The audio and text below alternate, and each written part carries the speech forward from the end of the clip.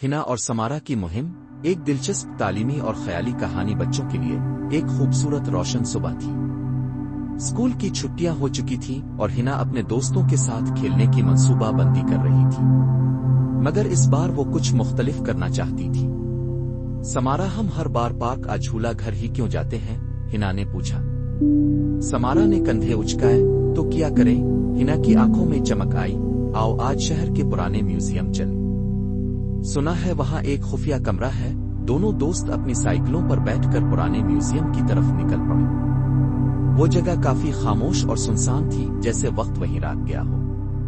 अंदर दाखिल होकर उन्होंने दीवारों पर आवेजा कदीम तस्वीर, बादशाहों के ताज, पुरानी घड़ियां और मिट्टी के बर्तन देखे। मगर अचानक एक कोने में उन्हें एक बंद दरवाजा नजर आया, जिस पर गिर्द चिन चुकी थी। दरवाजे पर लिखा था, सिर्फ वो दाखिल हों जो वक्त के राज जानना चाहते हैं। हिना ने हल्का सा धक्का दिया, दरवाजा चरचराया और खिल गया। अंदर एक कमरा था, बीच में एक बड़ी सी गोल घड़ी, जिसके गिर्द अजीब निशान बने हुए थे। एक तरफ पुरानी किताबें और कागज रखे थे, जिन पर अंग्रेजी और उर्दू में कुछ लिखा हुआ था। ये तो वक्त की मशीन लगती है, समारा की आवाज में हैरत थी। वाकई, हिना ने कहा और एक पुरानी किताब उठाई। देखो, यहाँ लिखा है कि अगर हम इस घड़ी का कांटा मखसूस तरतीब में घुमाएं तो हम माजी या मुस्तकबिल में जा सकते हैं। समारा घबरा गई, लेकिन हिना, ये खतरनाक हो सकता है। हिना ने हंसते हुए कहा, बस एक चक्कर लगाकर वापस आ जाएंगे। इसने कांटे घुमाए, पहले 500 BC, फिर 1600 AD और आखिर में 2100। घड़ी से तेज रोशनी निकली, कमरा हिलने लगा और दोनों चीखती हुई आंखें बंद कर लेती है। बाब 1, मोहनजोदड़ो का सफर। जब दोनों ने आंखें खोली तो वो एक अजीब जगह पर थी।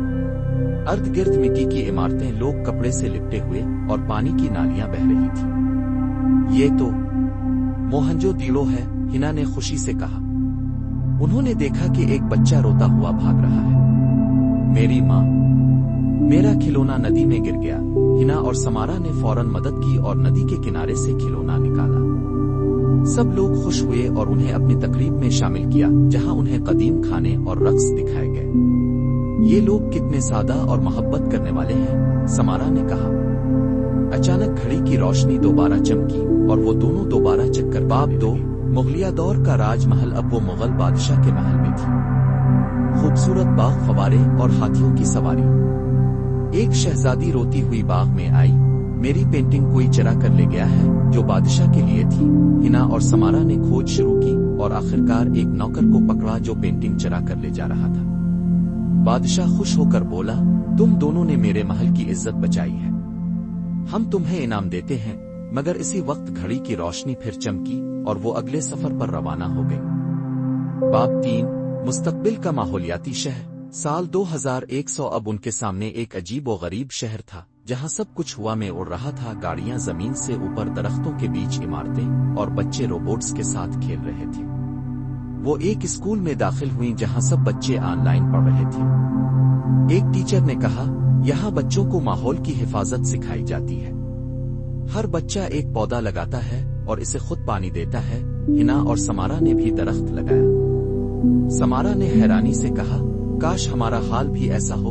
एक रोबोट ने उनके हाथों में घड़ी वापस रखी। वापसी का वक्त हो गया है,